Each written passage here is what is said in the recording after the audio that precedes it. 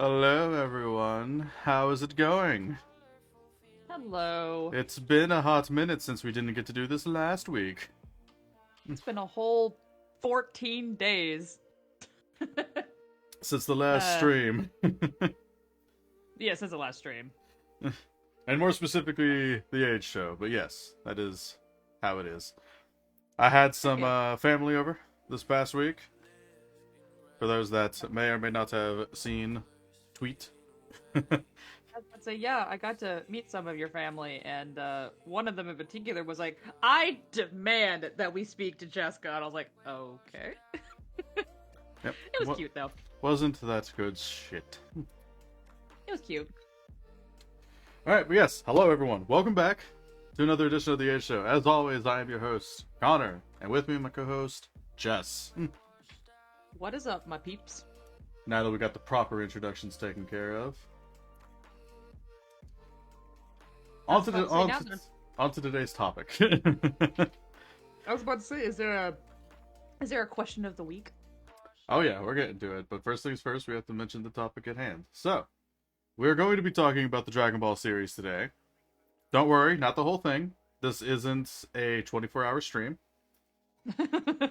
Yeah, so just so you're aware, we'll talk about the series just kind of in a general, talk about maybe likes, dislikes, all sorts of stuff. And then maybe we'll specify some things related to Z, just because that's what we know best. Yeah, because this is the part where I have to out myself and say, I've never watched Dragon Ball. Because, when did it come out? I don't know when the anime of Dragon Ball came out, more specifically the dub. Is that what I looked up? However, good segue, I guess. I didn't plan on doing it this early, but you know what? You brought it up. You're welcome. Alright, so, introducing new segment that I've been wanting to do. It'll be, wait, how does that? So, since we're talking about Dragon Ball today, it is going to be specifically that we talk about the manga, is what I'm putting down. So, the original Dragon Ball manga came out December 3rd, 1984. 1984? Yes, 1984. Not 94? Yeah, 84. God, I can't tell if I'm old or young. Well, think about it like this: you were born what, 95? 94. Whatever. That's why I was like, wait, is it as old as me or is it older than me? And I'm like, it's older, Yeah. and I'm like, oh. I mean, think about it more like this: it's almost 40 years since the manga came out. Wait. Oh god, that is 40! Yeah, It's almost. 20. It's 2022, not 2002. Oh, Oh why do yeah. I keep thinking we're still in the 2000s? Yeah, that sounds like God, a I'm old. that sounds like a you problem. The perception of time. Time is irrelevant. It's just a number. I hate this. That's very fair. Let's I see don't want to be here. reminded of how old I am. My birthday's next month. And I'm like, no. That it is. In fact, it's on a Sunday. Oh. Uh-oh. I was about to say, maybe I'll choose the topic that week. Oh yeah. That is definitely fair. But that'll be a future discussion. That will be a Because future today's discussion. is Dragon Ball Yep. Z, more specifically. Alright. But now, to take us into the actual question of the week. Our true opening segment. The how old is that segment is not going to be that soon. I'm sorry. I knew you wanted to talk about it, but I didn't know how early or late you wanted to. No, because the true opening segment is the question of the week. So, this week's question of the week, sticking to Dragon Ball, obviously. That's just how it is. We're going to be...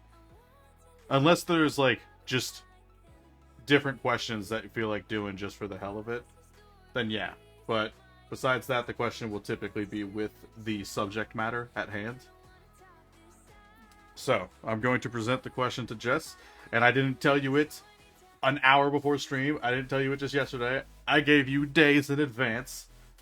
Wait, what? Oh, I don't remember the question. Oh, God. What's the question? We talked about it. What is your favorite transformation in the Dragon Ball series, and why? Oh, that question. Yeah. Oh, dang. What did I say? Oh, yes. So if we're going to exclude the original Super Saiyan transformation, just because I think it's a lot of people's favorite, and it is iconic. But I think, because I know no one's gonna say this, I kind of want to say Super Saiyan 4 from GT, and my main reason is because it is very visually distinct. Like, and not just like, oh, your hair color changes, no, like your whole body changes, which is kind of neat. It's a little goofy looking, I guess, but I mean, considering how you get to that transformation, it makes some sense. Yeah, true that. You know, Super Saiyan 4 is definitely good. Any other key points? I know you mentioned one, but I'll let you mention it. Well, yeah, that's why I was asking if you had any key points for yourself. Well, I mean, I know we're talking mostly about Z, but like, I kind of do want to give a little bit of love to GT, because GT is not as bad as people say it is. Oh yeah, it's definitely not. It has plenty of good parts to it. Yeah, it really does. I think the thing most people complain about. But joke's on you, GT fan. It's not canon. I mean, okay, I'm aware. Just because it's not canon doesn't mean it's not fun. But no, I do enjoy the Super Saiyan 4 transformation as well. More importantly, from GT, just as a brief side note, unrelated to transformations, I love Dragon Fist. I think I remember. That's the one where, like, at one point he was, like, blinded by something, right? And I think he punched, like, was it Nova Shinron? I don't remember. Or no, it was Omega Shinron. I lied. It doesn't. Yeah, it doesn't matter. Like, it's got like this coiling dragon look, right? It doesn't matter what happened in a show. Just Super Dragon Fist is an awesome bomb ass move. Well, I just want to make sure I'm remembering the correct move. But yeah, that was pretty cool. It's just very cool, very fun. Little animation. Alright, so. But no, what's your favorite? Let's see, give me a second. Alright, tweets out. Okay, sorry. But let's see here. So, it's very funny because I'm going to go ahead and mention this real quick. I was talking with a good friend of mine, Taylor, on Friday, and we were talking about Dragon Ball a little bit, and I mentioned how Jess and I this week were going to do we're going to talk about Dragon Ball as a series and whatnot. And I mentioned, question of the week and this and that, how we kind of structure, I guess. Because since we were talking about Dragon Ball, he's like, wait, do you do guests? And it was like, yeah, absolutely, we could do guests. We literally had Jess's sister Jerica on for a music episode. Oh yeah. So. We also. Yeah. Jerica on a Demon Slayer one. That's also true, but yeah. So Taylor originally wanted to do it, but he forgot that he had plans today, so that's why he's not here. But whenever I brought up the question of the week, what is your favorite transformation in the Dragon Ball series and why, and whatnot, it was basically whatever he asked me, because I said it, and that's how I'm gonna put my answer here.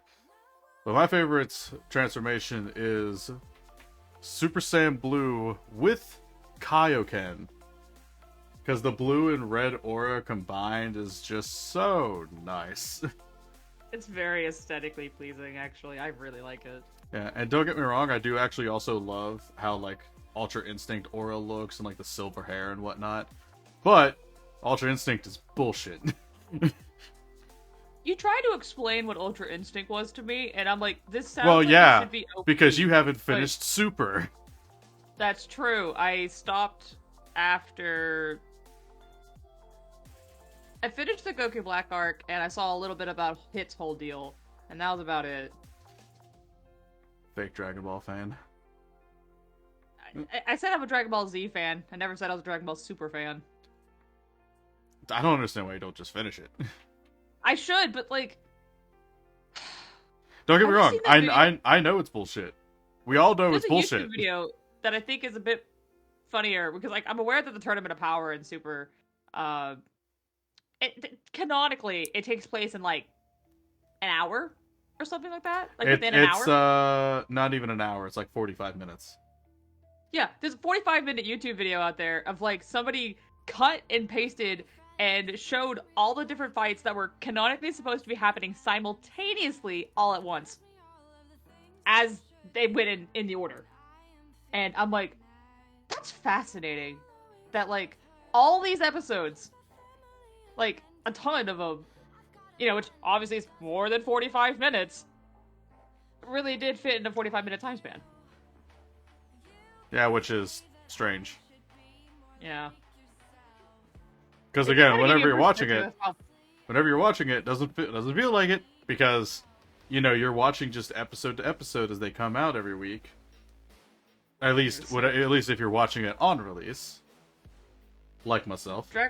Dragon Ball has no concept of time. But apparently they do. Well, I mean, I don't know. Remember Yeah, they messed up in Z, but guess what? They fixed it with the Tournament of Power somehow. It's still hard to believe that if you actually do cut them together during all the time that these fights are supposed to be happening at the same time, that it actually works. It baffles me. Yeah, it's wild. I mean, I don't know how long that took. Whoever created that video, honestly, you were a godsend, and I hope you get a promotion. I hope you win some money. Like, you did God's work. Regardless, Right the point still stands. Finish Super. Anyway. One day. But the reason I mentioned that as well, because Taylor and I would have had the same answer to this question. That's why I bring it up. Oh, okay. That's why I brought up the fact that he was going to be here. Because he was like, you know me so well. It's like, yeah, let's go. That's cute. Because it's Super Saiyan Blue with Kaioken's awesome. Plain and simple. I mean, it's kind of interesting that they don't just make it a purple aura, but I don't know, because I think a purple Super Saiyan could be pretty interesting. We already have Rosé, which is kind of purplish, depending on the figure you're looking at, because I've seen collectible figurines where they kind of make the Rosé hair color a bit more of a purplish hue. Like, it's not quite so stark pink, which I think actually works better personally, but it works fine in the show. Yep. Alright, so now on to my next little thing here. We will have a nice little fun fact related to the Dragon Ball series and its journey as an anime. Oh. So, the dub was originally done by Ocean Studios before Funimation actually took it over. The original voice actor was a man named Ian James Corlett, who has done many cartoons, some of which I know the names of, many of which I don't know the names of. but no like real standout characters or anything like that. But Ian James Corlett voiced Goku for only the first season while Ocean Studios had them. And then the VA that took over from season 2 onwards until Funimation took over was a man named Peter Calamus, who was actually the voice actor for Rolf in Ed, Edd n Eddy. And I find it hysterical. Ed the boy. Yeah, I find it hysterical that Rolf and Goku at one point in time shared the same voice actor. Now I'm trying to think of some of the lines that like Rolf is known for. Yeah, it's but, like say it in the context of Dragon Ball Z. Truly do not mess with the son of a shepherd. Truly do not mess with the son of a shepherd. And here's the thing. To any, I don't even know if Ed, Edd n Eddy re-airs on Cartoon Network nowadays, or even if it's on what oh god, what was it called? It's where old cartoons go to stay for a while. I don't know. It's a different cartoon. Yeah, no. Nickelodeon has its own cartoons. No, I know. I'm sorry. I don't know. It doesn't matter though. I just don't know if Ed and Eddie still like re-airs or anything like that. It should. It was a good show. It was good. It's hilarious. Amazing. It's fun.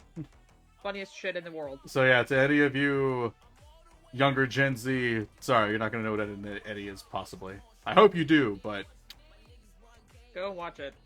It's probably better than half the stuff you have nowadays anyway.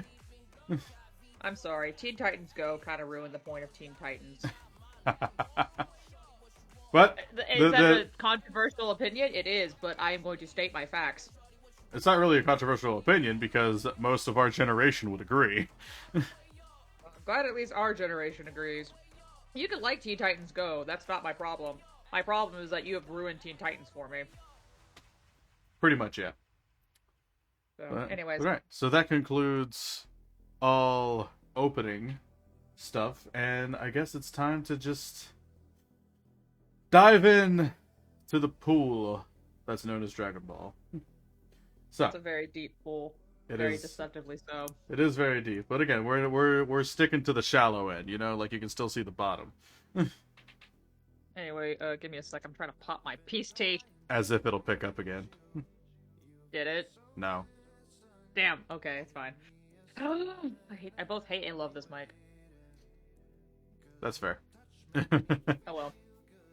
Like if it's a quick noise, it won't pick it up. But alrighty, so I'll go ahead and ask you first, Jess, and let you carry on for a bit. But what is some stuff that you genuinely enjoy and like from the Dragon Ball series, or should I just say Dragon Ball Z and GT? I mean, okay, I say I like GT, but there's not much I remember from GT other than I liked it. Well, yeah, but I mean, we probably watched it forever ago. Like, oh yeah, I haven't seen a single episode of GT since I was in grade school. But even still, like, apart from, like, the Super Saiyan 4 transformation, for instance, what is some other stuff? Like, do you like... Again, spoilers, everybody. It's, like, we're not going to be specifying stuff as much as, like, we usually do. But we're still going to talk about stuff. So, obviously, if you haven't seen this stuff and you want to see some of this stuff, spoilers. So, like, for instance, do you like the whole fact of, like, the villain Baby or Omega Shinron in GT? Okay, I actually do like Omega Shinron. I like the idea that, like, you know, after a long time, yeah, the Dragon Balls would kind of start to lose their power and even maybe get a bit corrupted. I kind of like that idea. Plus, here's a fun fact I know about in English. So, obviously, there were 7 Black Star Dragon Balls. Mm-hmm. Thus, there were 7 Black Star Dragons because they each spawned from a Dragon Ball. In order from 1 through 7, the first letter of their names actually spells out the word Shinron. Because first one, it's Sin Shinron. Second one was Haze Shinron. I forgot the rest of them. No, wait. I know the fourth one was Nova Shinron. The 6th one was Oceana Shinron. I don't remember all of them, but they do. That is the naming gimmick that they have. Right. Well, I mean, it is the Dragon Ball series. There's always some kind of naming gimmick. Well, yeah, but they didn't have that kind of naming gimmick in Japanese. But probably because it doesn't use English characters. Right. So they probably have another naming gimmick. Maybe they're named after the number or something. It's hard to tell. I don't know. Maybe I'll look into that one day. And by one day, I mean never. Anyway, but no, I thought that was cool. I like that Nova Shinron specifically because he was the 4-star Dragon Ball. The 4-star Dragon Ball I know is kind of a bit more of a special Dragon Ball. Not because, like, it is special, but it has more of a sentimental value. Specifically to Goku. Because, if I remember correctly, the Black Star Dragons were specifically born after specific wishes. And most of them, obviously, were wishes, that the good guys made. Like, I know one of them was like, oh, this is the wish that I used to bring everyone back after Majin Vegeta went on a rampage and killed everyone in the stadium. They wish to bring everyone back. For the most part, that corrupted the dragons because it basically reversed the wish. But Nova Shinron was a little different in that it was somebody who was considered evil who made an evil wish. So it kind of had a reverse effect on him. So while, yes, he was one of the Black Star Dragons and thus, had a goal of, whatever their goal was. Cause destruction, I guess? I don't know. He was a bit more like, no, I do want to fight Goku on a fair, even playing field. Like, you are currently at a disadvantage. Get better, come fight me. Like, he had a bit more of a sentimental value regarding to Goku. So, I actually like that. It was a nice touch. Yep, good stuff, good stuff.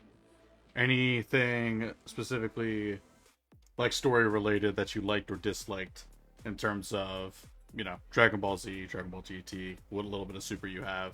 That may be stuff that you really enjoyed, that really stands out, or just stuff that's so stupid that it's like, how could you? We want to talk about what's stupid in Dragon Ball Z. We're gonna need another episode for that. No, that's the thing. We're not trying to specify everything here. It's not like we have to go on a multi-minute tangent about every little detail, per se. I mean, I just went on a multi-minute tangent about yeah, why do you think I'm bringing that up now? I guess what's something I do like? I guess you mentioned this once. Regarding Super, obviously the first 2 seasons of the actual show proper are technically the first 2 Super movies, just kind of split apart to fit into a season to kind of get flow a little differently. Yeah, they're also reanimated, and it's not pretty. Oh yeah, like they tried. But the first proper season was the Goku Black arc. I'll admit, episode 1, specifically the opening of it, was actually pretty solid. Because it's like, what the hell's going on? Like, if you're kind of, like, wondering, there's all this destruction and this weird, like, dark figure chasing future Goku, and then it's revealed that it's Goku. It's not really, but it's Goku. And it's like, oh, whoa, what's going on? Like, it piques your interest, and it's interesting. That's fair. I thought that was good. Do we want to talk about how Akira Toriyama messed up Trunks' hair? I will be brief. So obviously, anyone who knows future Trunks, or just Trunks in general, and Z, knows that he has purple hair. It's like a lavender color. But I wonder if it smells like strawberries. Uh-huh. I'm sorry. I'm referencing the abridged. Anyways, so obviously he has a pretty distinct appearance. He's the only person in the show, I think, that has purple hair like this. Now, my original impression of Super, based on what I had seen before I watched the show, was that this Trunks that we were seeing with the blue hair was an alternate universe Trunks. Because I was aware about that there's alternate universes in Super. Yep. I established this. So I didn't think much of it. But then I watched the show, and they make very clear references to the fact of, oh, this is the second time that this Trunks has come from the future. And I went, hold on a second. You're telling me this is the same future Trunks from the Android saga? Are you kidding? Yep. Because Bulma has a line, because, they see that spaceship thing land, and she's like, wait, what the hell is this? And, young Trunks, who's, not a baby this time, he's, like a kid, flies up there, and Bulma's like, hey, is there someone in the cockpit with blue hair? And it's like, I'm sorry, you're expecting him to have blue hair? What? Your son has purple hair! What's the problem? Sorry. I'm getting a little heated. That's another thing that baffles me, is the fact that, Kid Trunks, the, regular Trunks that lives in normal universe, doesn't time travel, still has his lavender hair. Yeah, that's the thing. I think if they had changed his hair to be blue to make it consistent, I don't think I'd be that mad about it. I mean, I'd be a little petty, but at least you kept it consistent. Now, if they said that, like, future Trunks, like, oh, I dyed my hair blue, I would have been willing to let that go. Because at least they acknowledged it.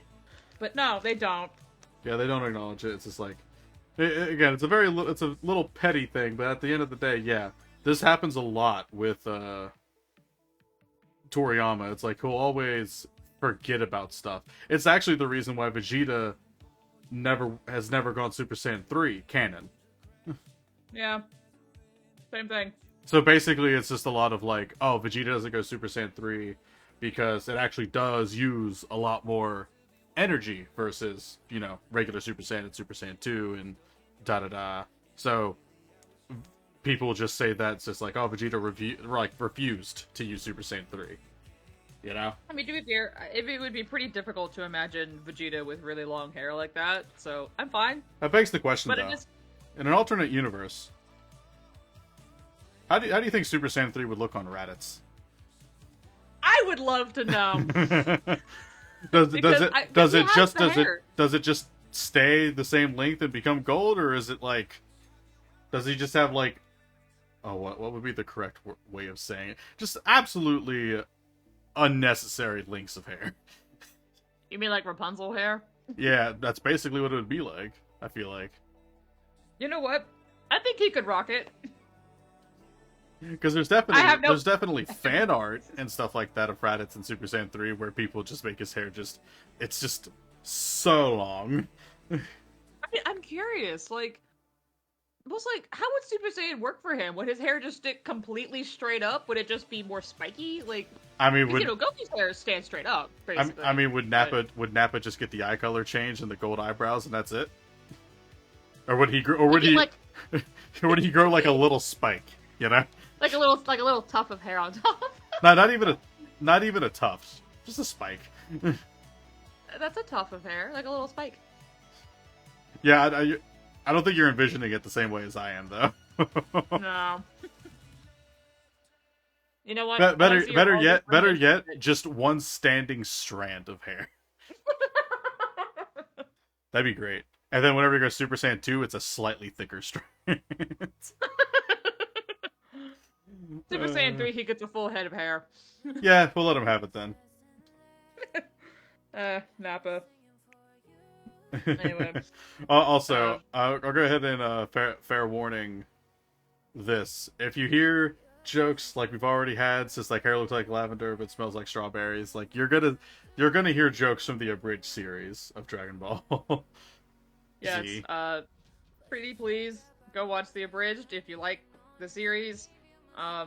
It's by Team 4-Star. They've unfortunately officially decided to quit making the abridged, which honestly was very devastating. What is up, Jerica? Hi, Welcome. Jerica. I didn't even hear you come in. But that's Nice. fine. I mean, I was already aware. Oh yeah. But yeah, so just keep in mind, abridged jokes will most likely appear. But honestly, you know what? While I'm here, go watch Gohan Verse as well. That's hilarious. Oh, yeah, you mentioned about that. I did mention about that, and I'm not going to say anything specifically about it. But just go watch Gohan Verse. It's hilarious.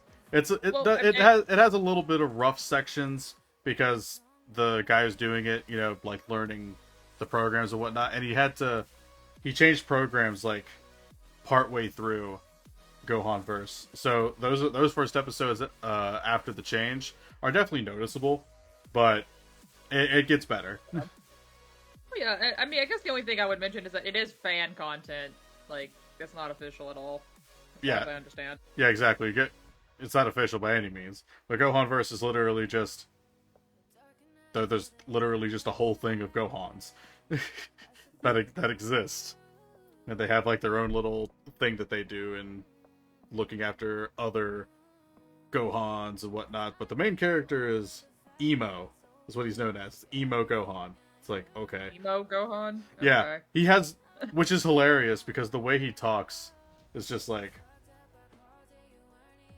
it's very clearly like the worst voice out of all the people that are voice acting in Gohan Verse, but that's kind of the point. So yeah, it's whatever. It's funny though. But anyway, we're not here to talk about something like that. But since we shouted out the abridged series, I kind of wanted to shout out Gohan Verse just cause. Oh yeah, that's fine. Because I should watch it. I'm sorry. Oh yeah. But and also, I guess we might as well just mention this since we're talking about other stuff. The new Dragon Ball movie will be coming out next month, Dragon Ball Superhero, and I'm looking forward to it. I am gonna watch it on the day of release, so.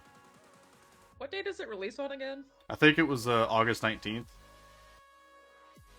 Oh dang, that's like 2 days before my birthday. Yeah.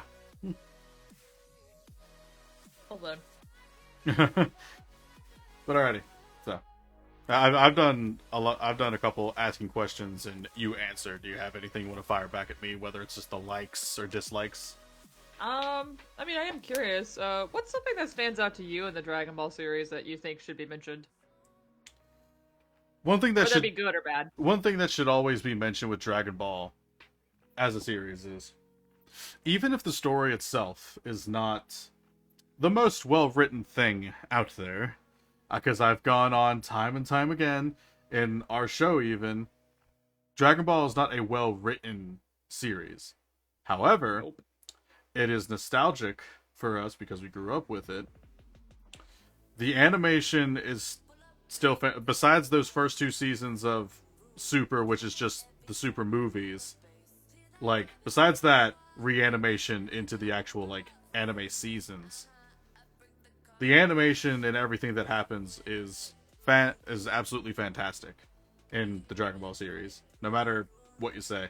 And obviously, we grew up on the English voice actors, so like Sean Schemmel and Christopher Sabat as Goku and Vegeta has been phenomenal to watch and listen. Oh, yeah. Definitely. And like I love, all the transformations and like how they occur, and even like specific transformations. Oh yeah, that's right. I wanted to have an honorable mention with my answer with what is your favorite what's your favorite transformation is in Dragon Ball. And it's not Super Saiyan 3 itself that's getting this honorable mention from me. It's one specific time Goku goes Super Saiyan 3, which is in a non-canon movie. which is the fight against Janemba. So it's whenever like Goku and this is after the Buu saga. So Goku and whatnot, he's dead, but they have like their own little fights that they can do in like this little tournament thing apparently. But there's this one character that exists named Janemba that Goku ended up fighting, not in that tournament thing by any means. This was happening outside. But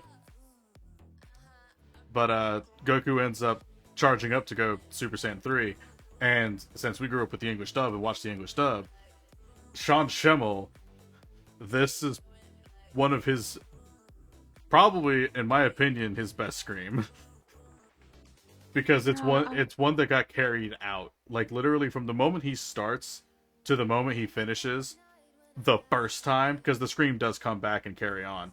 But I'm pretty sure from the moment it starts and finishes the first time and cuts away to something else and then cuts back to Goku eventually screaming again, I think that's a new scream. But it's really long. It's a really long scream.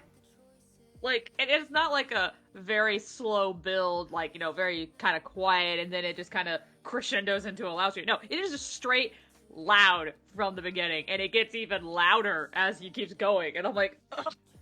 Basically, at the time that they cut it out, the last, like, half a second you can hear the scream, you can hear that it finally gave out on Sean's voice. And surprisingly enough, though, that is not the scream that made Sean Schemmel pass out. Wait, what? Yeah, Sean Schemmel had a scream that made him actually pass out because he just didn't prepare properly one time. It was actually in GT. What? Yeah, I don't remember which specific one, but oh no. Oh, that's crazy. See, here's the thing. I once listened to a story by J. Michael Tatum, who is most known for Sebastian Michaelis from Black Butler. Obviously, he's done more work than just being a demon butler. As a voice actor, you may or may not have to go scream, similar to Dragon Ball Z. And he explained, he's like, look, I will be real with you. I've done voice acting for a long time, but the people that do Dragon Ball and have to do those screams are on a whole nother level. Facts. Because, like, the scream that J. Michael Tatum was describing, he had to scream solid for 9 seconds, which, doesn't sound like a lot, but it is a lot when you have to keep a consistent loud scream. Oh, yeah. Without taking a breath. Like, the scene that Connor showed me regarding the fight against Janemba and seeing Goku go Super Saiyan 3, I think that was a solid 20 seconds, if not longer. It was insanely long, absolute insanity. I love that transformation because of how impactful it is with just that scream in of itself. So yeah, like that's a specific like I love this transformation because of what happens with the transformation, not the transformation itself, kind of deal. Oh yeah. See, here's another thing. It needed to be Uh, mentioned because Sean is awesome.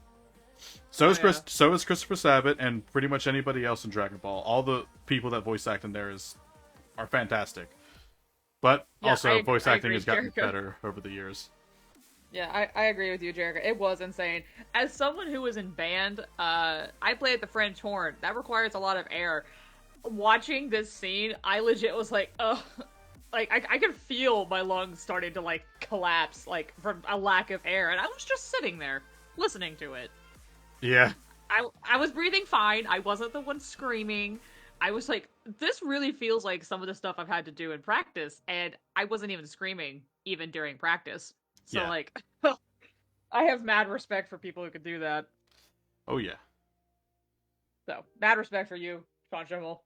Anyway, so now that I got that taken care of, because I definitely did want to mention that. But anyway, so another thing, other things to mention. Obviously, you know, the Namek saga and everything that happens in there, as far as like, yeah, it's Frieza. Like this planet will blow up in 5 minutes. 20 episodes later, you know. 4 minutes remaining.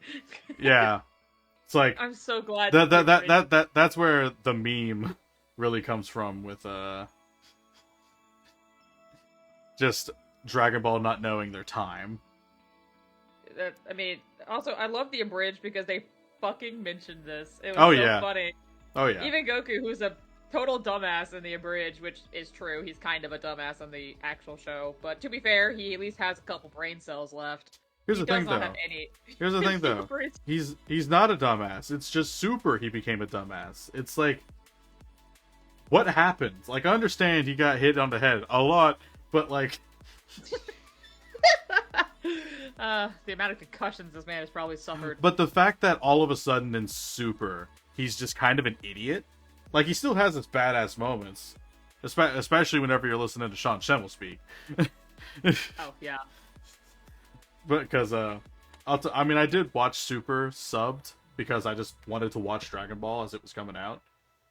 Oh, which yeah, which same. was definitely a little bit of a whiplash of like, man, this high pitched Goku is weird. Yeah, it's not bad by any means. However, it's just very different. however, mad respect to the voice actress for Goku in Japanese. Yeah, because did you know? Not to make fun of her age, but did you know she's kind of an old lady at this point? Yeah, she's like in her 70s, I think. Yeah, like she's quite old and she's doing all this stuff very well still. And that's the thing. She does Goku, Gohan, and Goten.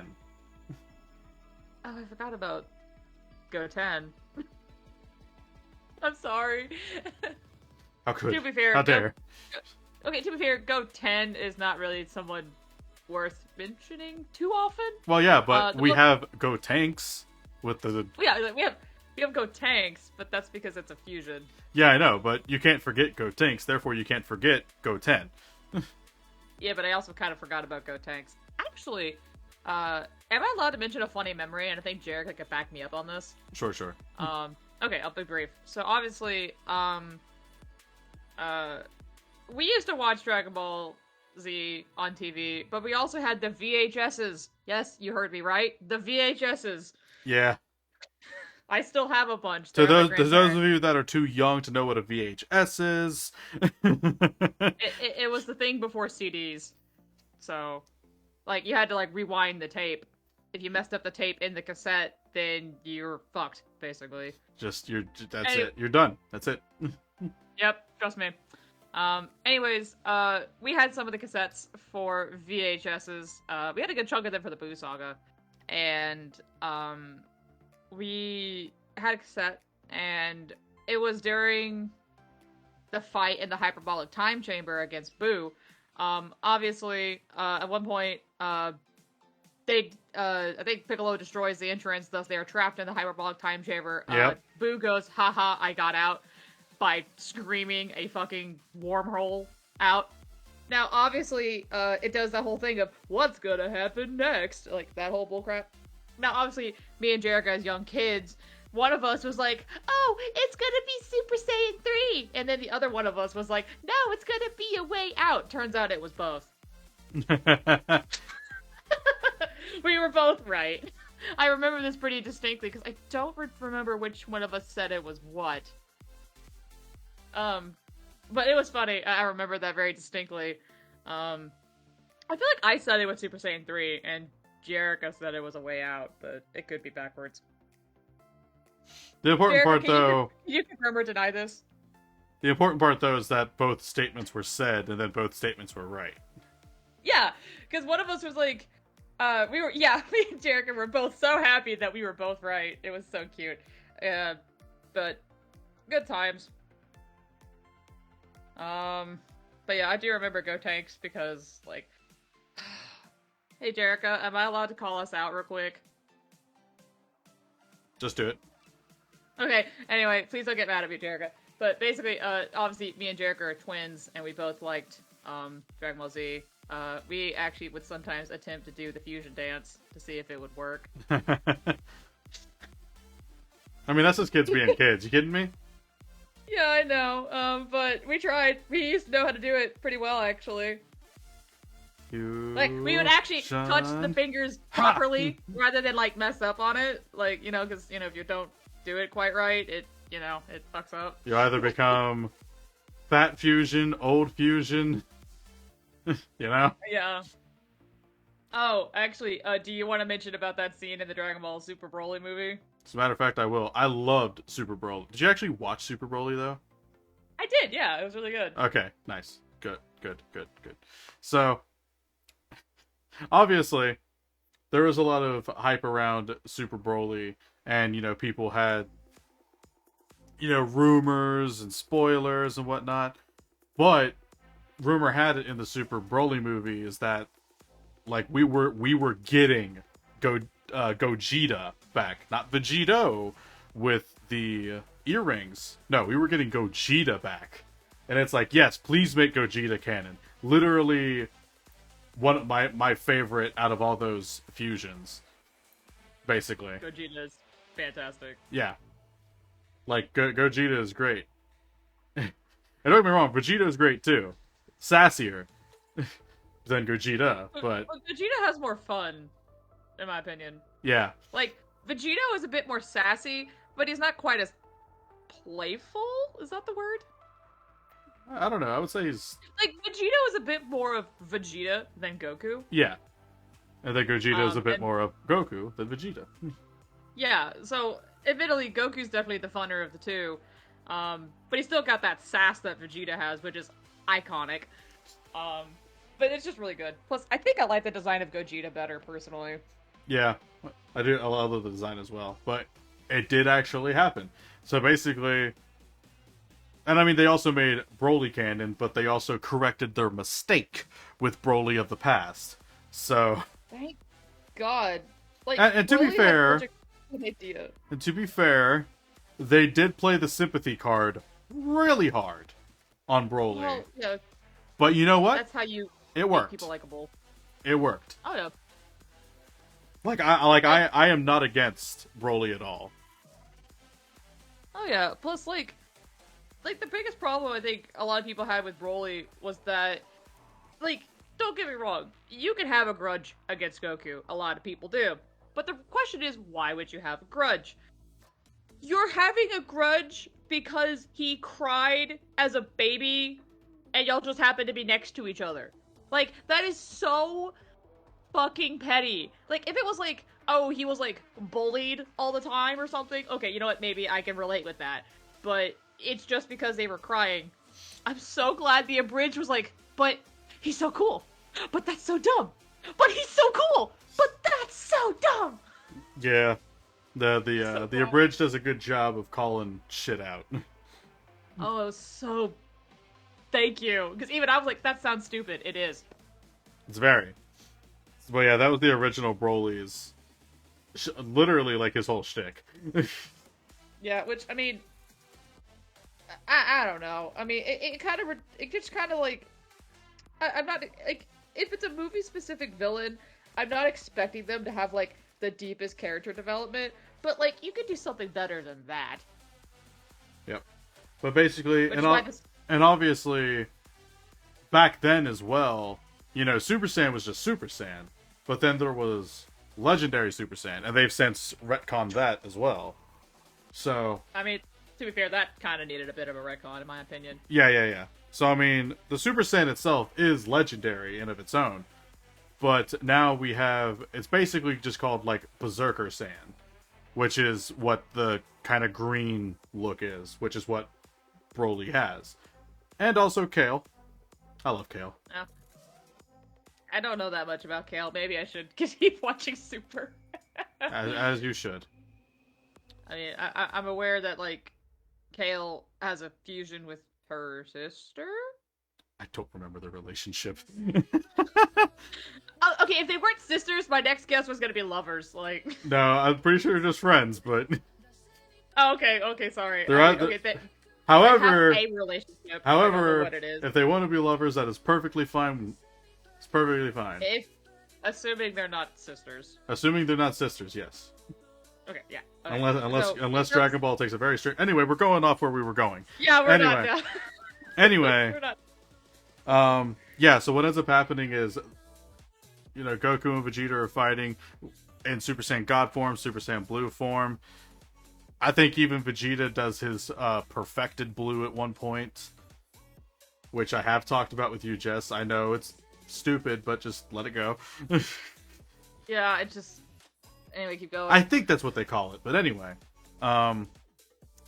So, and, they're dealing with, they're both fighting Broly at the same time, and it's just like, not really getting much of anywhere with it, because that's just how strong Broly is with the Berserker Saiyan and whatnot.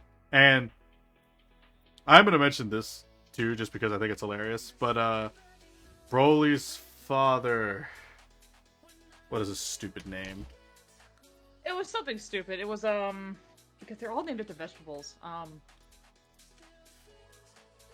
Oh, I forgot. Paragus. Yeah, Paragus.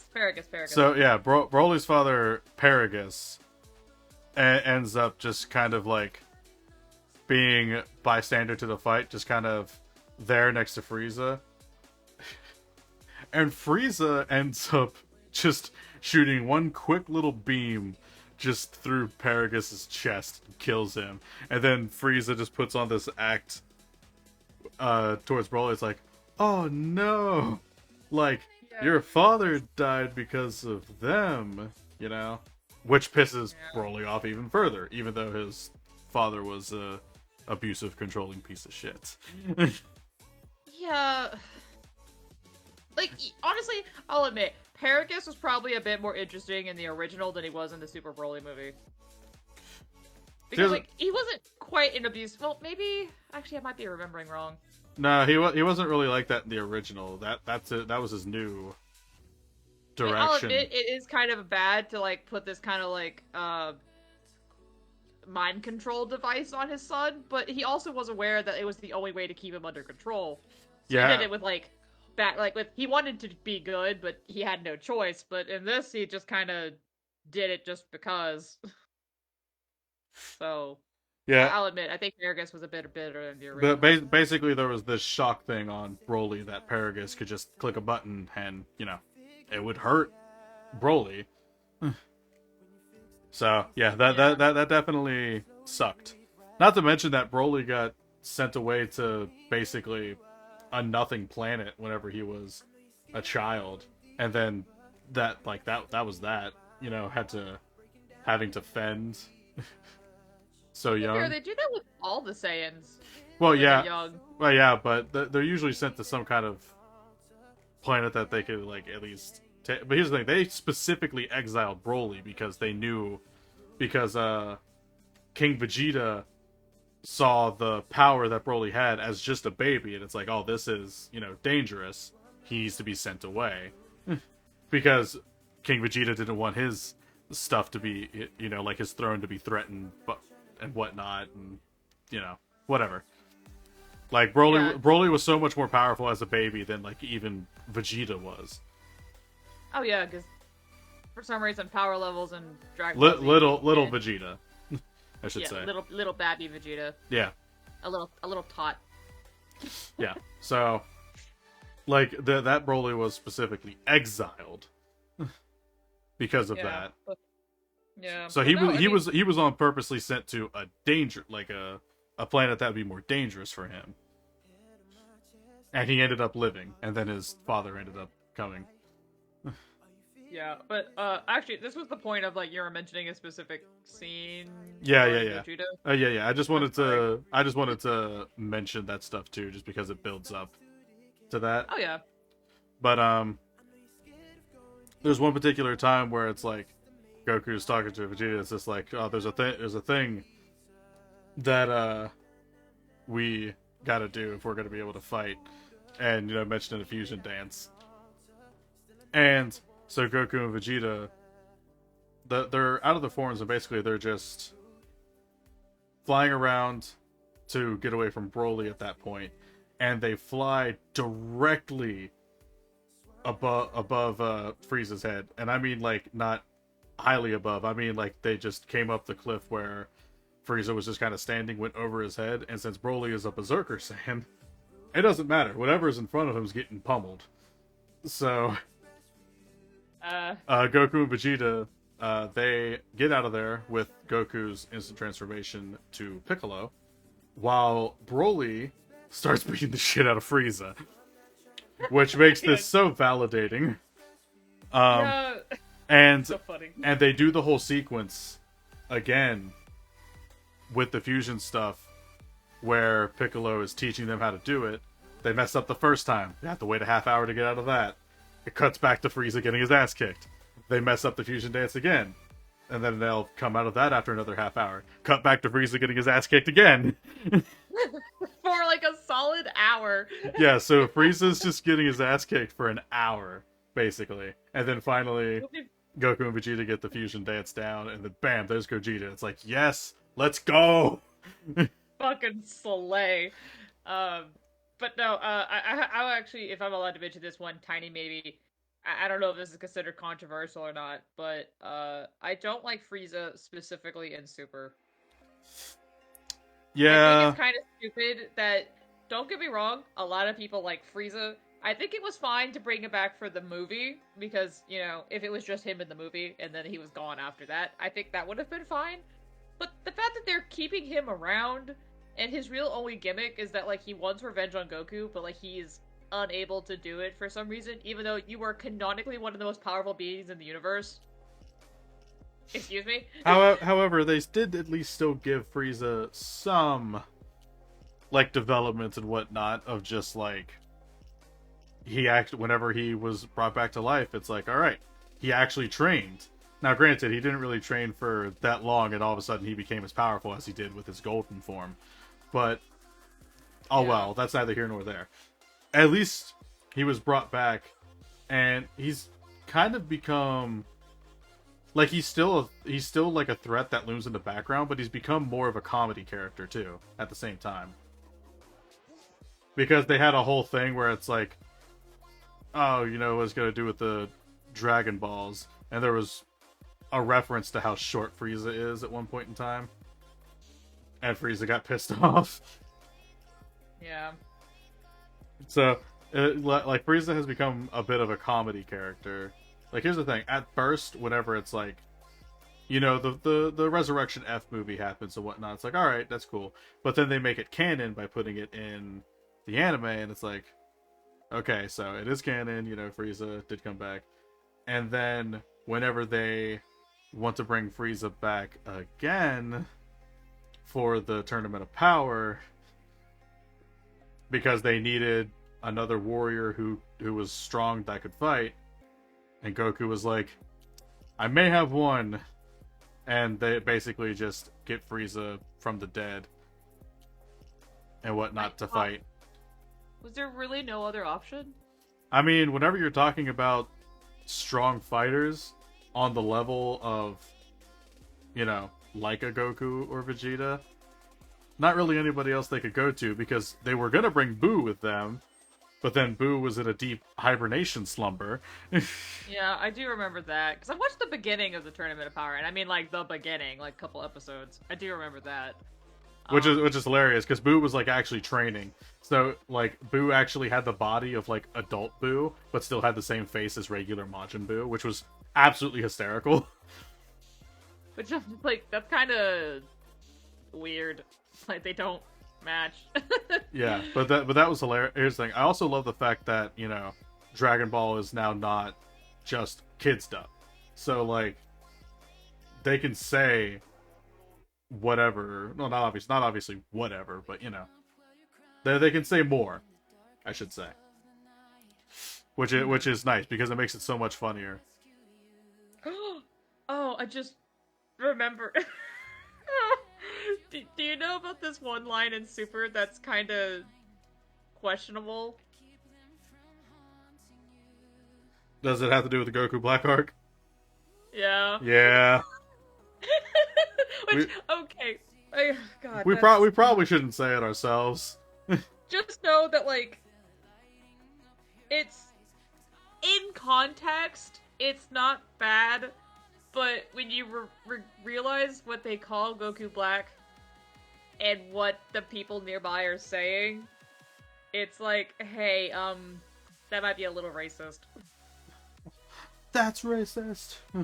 Which, okay, in context, it makes more sense, but out of context, it is horrible. Yeah. It's And like, I'm aware that I can't believe this punch, slide. but... Okay, here's the thing. I even came up with some examples of, like, okay, what's something you could probably have said that's a similar number of syllables? No. What makes it worse is the person who says it is Trunks. He's not even on screen. You don't have to deal with lip flaps. He could have said anything else. Exactly. See, that's the thing. That was my thought process. Okay, my first thought was, okay, maybe it has to do with matching the lip flaps, right? You have to make it match well enough. But then I was like, okay, let me think of some words that could be similar syllables. Then I watched the scene, and I went, okay, never mind. Throw out all my shit out the window. You literally could have said anything. And they chose to say that.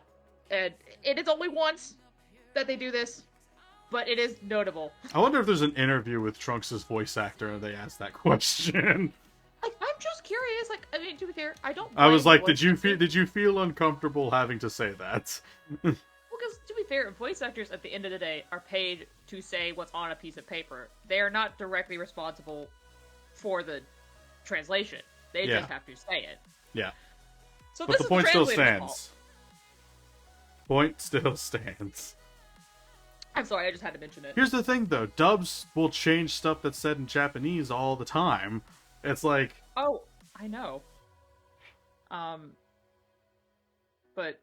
I mean, hell, one of my favorite shows, Bungo Stray Dogs, they have an issue with which name they use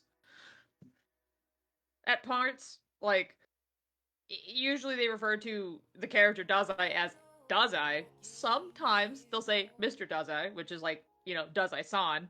Is that the translation of that, so okay, fine. But then randomly they'll call him by his first name, but like literally no one does that? Yeah. Like I feel like that's just a sign of it being rushed. It's not bad, it's just weird. I will say this, the whole sequence as well, because I wanted to mention this as well whenever talking about, you know, Gogeta finally coming in and whatnot. That whole sequence of like, oh, them going to Piccolo and then cutting back to Frieza getting his ass kicked, blah blah blah. It definitely was rushed, in my opinion, but thanks to the hilarity of Frieza getting his ass kicked, I'm okay with it. Like, I mean, plus, I mean, it was kind of a callback to when Gotenks was first trying to show off, like, hey, we learned the fusion dance. This is what we are. That's the thing, because Piccolo also teach them the fusion dance because they needed someone who could be stronger, because they couldn't rely on Goku, and Vegeta had his whole thing happen with becoming Majin Vegeta and sacrificing, and it being one of the best scenes ever. Can we talk about how good Vegeta is as a character? That's the thing. Like, you can like whoever you want to like in the Dragon Ball series. If you still want to be a Goku fanboy, by all means, do that. He's still a badass, especially if you grew up, you know, watching it in the English dub with Sean Schemmel. And I mean, I don't know how people view it nostalgia-wise in like Japan with the actual Japanese voice actress and whatnot. I don't know how they feel about it, but like for us, it's like you can Goku could be your favorite character if you want. He's still a badass. But you can, however, you have to admit the best character in Dragon Ball is Vegeta. He's had the biggest. Yeah. He's had the biggest arc of any character from start to present day, and Like, he just continues to get better and build on that character, while Goku has gone down. Gohan's gotten a little better, but all I gotta say is fuck Toriyama for ruining Gohan. I know. I'm really sorry. Because To me, like, Gohan was my favorite character from basically the moment I started watching Dragon Ball Z well, because at like, a if young you really, age.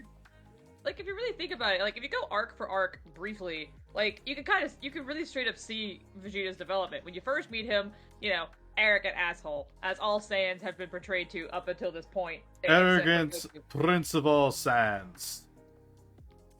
Saiyans? Sans. Like, grains of sand? Yeah, sure.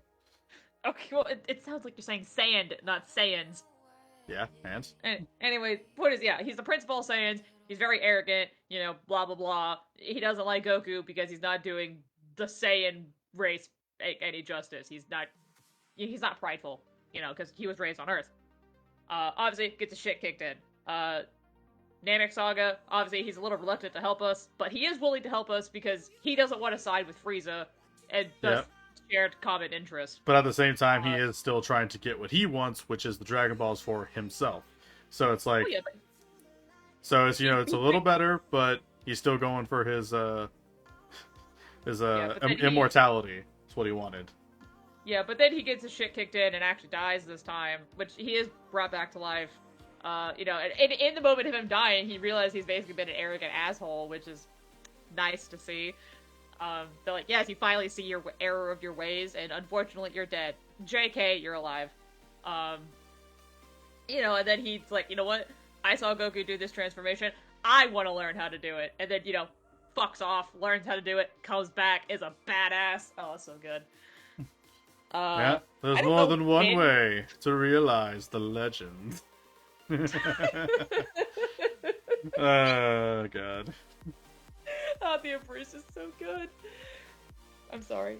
But no, I don't know when in the actual genuine hell he gets with Bulma. I actually don't know when that is. It's somewhere between the Android Saga and... No, actually it's before the Android Saga. It's before the Android Saga. No, it is during the Android Saga, but it's before the time jump of like, oh, you know, a couple years pass or whatever. Well, that's the thing. Whenever the Android Saga starts, and they're going out and they're going after Gero and 19, Bulma already has baby Trunks. I know, that's why it's like, wait, hold on. It's somewhere between so it's before the Android Saga actually starts. Oh god. So it's during that training period. Pretty much. I don't know. The timelines, I can't. Anyway, yeah, but clearly he cared enough to have a child, which is nice to see. But then, like, he didn't care for future Trunks because he's like, oh, you know, you're just like a half Saiyan, blah, blah, blah. Bitch, you had a child? I don't even, whatever. But, like, in the show, you know, at some point during the Android Saga, which then goes into the Cell games, future Trunks dies because Cell does a bunch of junk and kills some people, including Trunks. And, like, that's the moment when he was like, shit, I actually cared. Like, he actually cared about his son. And I'm like, yes! Yeah, that's the thing. When something happens to Trunks and, like, Vegeta just goes off. Oh, it was so good. Well, which is also really good in the Battle of the Gods movie in Super. Beerus ends up smacking Bulma and Vegeta gets really pissed. He literally was like, "That's my wife!" Yeah, and like he just starts attacking the god of destruction, Beerus. I mean, you know what? We like a man that respects his wife. Yeah, it's so good. Like Oh, so funny. Vegeta is great. You know, to come from this arrogant Prince of Saiyan's asshole and whatnot, and then up to now being, for the most part, you know, like a good husband, a good father. They have another child now in Bulla. Yeah. Actually, I have to mention this one story. I'll be brief. This is me calling out Jerica as supposedly having a third eye when she's drunk. So, one time when Jerica drank a little bit, she wasn't super drunk. She drove home. At night, she called me just to talk and make sure that she was fine. But she insisted I give her a quiz on something. So I was like, okay, what do you want me to quiz you on? And she said, I want to be quizzed on Dragon Ball Z. And I was like, okay. So I googled a quiz. I found one. And obviously it asked some questions like, oh, you know, what was the name of the villain of the Namek Saga? You know, Frieza. One question was, it was related to Majin Vegeta. It was related to the fact of, I think the question was, so it's pretty clear that, I always get this mixed up. Is it Bobbity? It's I always get this. yeah, it's Bobbity because Okay. the original one is Bibbidi. Okay, I want to make sure. So it is in order. Because Bibbidi, yeah, it's Bobbity, Bibbidi Boo. Bobbidi Boo. Got it. Okay. So Bobbity obviously had this power to like mind control people, right? Yep. But it is stated in the show that Vegeta could have resisted it, but he chose not to. The question was, what was the reason for why he allowed it to happen? Even I didn't know this answer. It has a multiple choice, but I was like, I actually don't know the reason. Jericho, without missing a beat, was, it's because he wants to fight Goku. And I was like, okay, and that was one of the answer choices, so I clicked it. Turns out that was the correct answer. Yeah. Fast forward to the next morning. Jerica apologizes for, you know, calling me drunk. I told her what I did, quizzed her. So I decided to quiz her again, this time that she was sober. And I got to that question, and she didn't know the answer. And I was like, you do realize you gave me this answer very confidently and correctly last night. And she's like, are you kidding? I'm like, absolutely not. But turns out, Jerica knows more information about Dragon Ball Z while drunk. Yeah. But not sober. And that's the thing. That's the thing for me. Like, I definitely have a lot of Dragon Ball Z stuff a little fresher in my mind because I played Dragon Ball Z Kakarot, which was a lot of fun. I enjoyed playing it. Like it. Never got around to it. Yep. All of this is true. Very wild ability I have. Yeah. Yeah. Yeah. I Oh, well. can't believe you It do happens. something like that. So funny. Trying to say What was the point I was getting at? that is a good question. Oh, Vegeta's a badass. That was my point. Yeah, but like Vegeta's a fantastic character, and yeah, like Vegeta has this whole sacrifice thing because he realizes, you know, that things are getting kind of bad and that he messed up, so he's doing what he can. And he just sacrifices himself to try and correct it by literally just expending like all the energy in his body and just basically exploding. I guess. I mean, they never found the body. So. Well, that's the thing. His body basically just Probably, like disintegrate. Like it was like gray and like crumbled. It's like disintegrated. Oh, yeah, 'cause I don't remember exactly what happened. It's been a long time. Yeah. And while it was very memorable, very good, it ended up doing basically jack shit, unfortunately. You know what? It's the impact of the emotion that mattered more rather than what actually happened. Oh yeah, absolutely. So. Like that's one of the most memorable scenes in all of Dragon Ball. Oh, it's so good. Like you can't argue that. And yeah, another point that I was getting at is like my favorite character still is Gohan, and whatnot as well. While I 100% accept that Vegeta is the best character in Dragon Ball. But again, this is basically just, you know, nostalgia and old favorites and whatnot. It's like, I liked Gohan, I liked Trunks. So, it's like, they were badass. Trunks had a sword, how could you not like him? I mean, plus, like, the scene when you first see Trunks, and, like, you know, obviously, it took a lot of time and effort and energy, and nearly everyone died just to get rid of Frieza. And then him and his father show up on Earth. It's like, oh shit. Frieza and his father. Yeah, Frieza and his father. Just to make sure. Is that not what I just said? Well, yeah, but saying he and his father, Oh, you could have accidentally misconstrued as Trunks somehow. Oh yeah, I'm sorry. Yeah, you're right. It is Frieza and his father, King Cold. Stupid name. Yeah. But that's fine. Anyways, obviously everyone's like, shit, what are we gonna do? And then, you know, Trunks shows up. They have no idea who this guy is because, you know, first time they're seeing him. And they see he can go Super Saiyan very easily. And they're like, okay, who's this guy? Obviously no one knows. But it was just so good. Yep.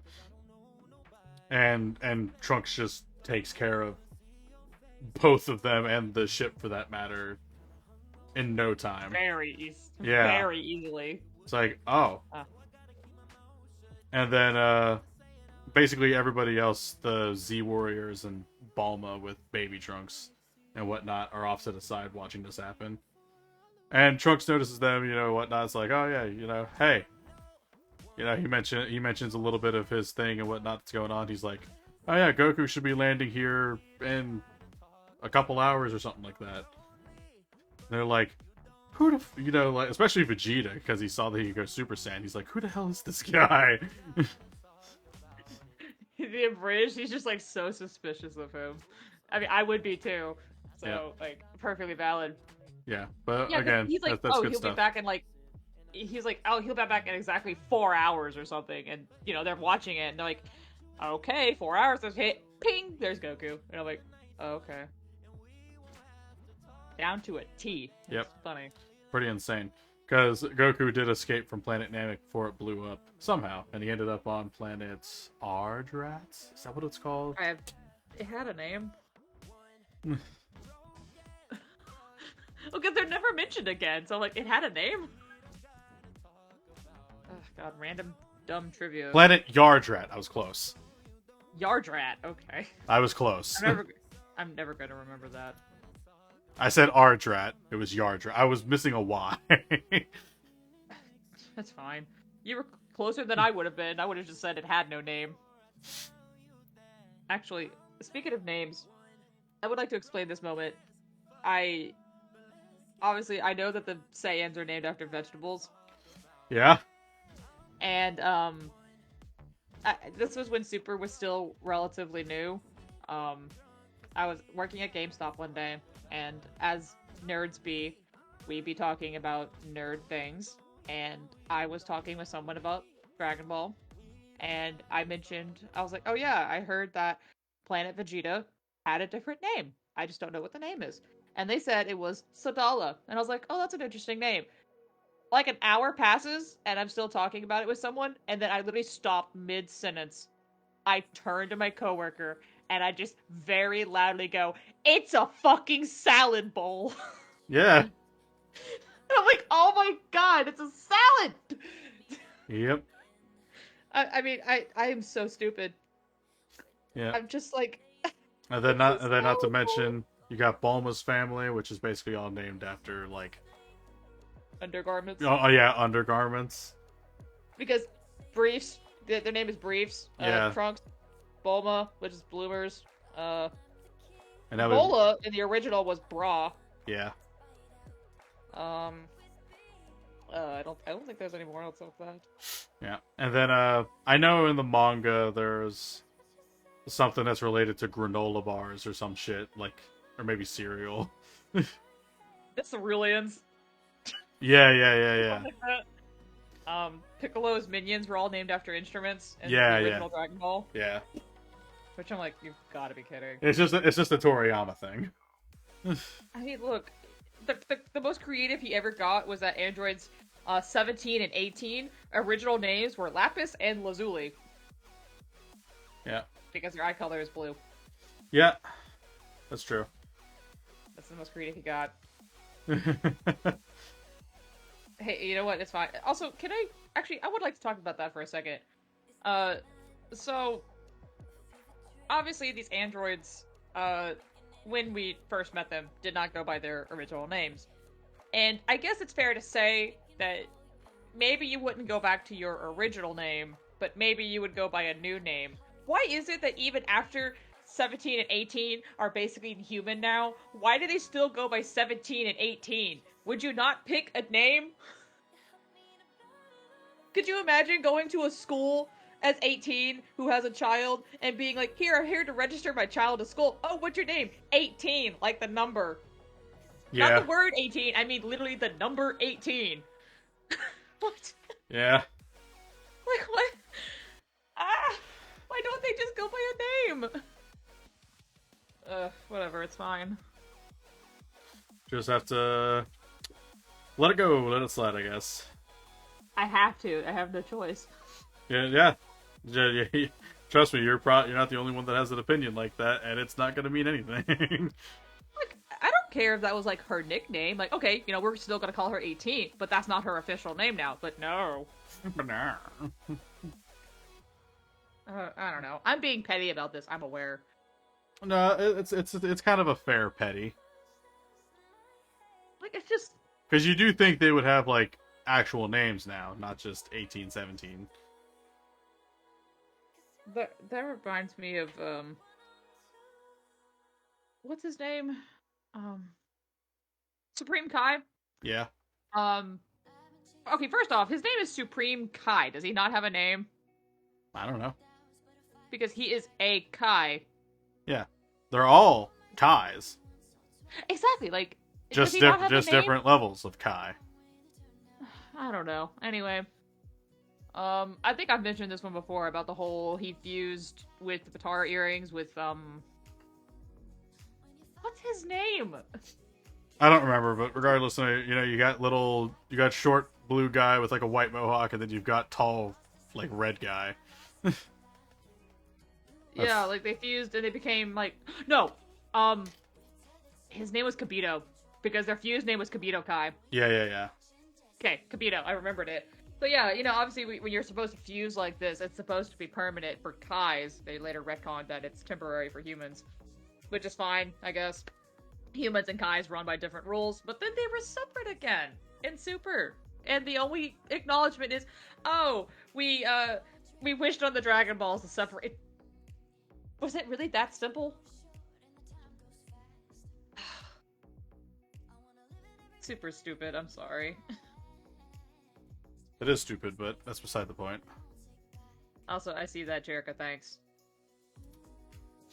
Kibito, it's Kibito. Yeah. I remembered, it's fine. It's funny. It's a lot of names to remember, you gotta cut me some slack. Yeah, imagine trying to remember all the names in Super. You mean everyone in the Tournament of Power? Yeah. No thanks. Yeah, trust me, you can't. Well, aren't half of them destroyed anyway? Well, yeah, but even still, I'm saying just try to remember, like, every character that's in the Tournament of Power. Okay, other than, like...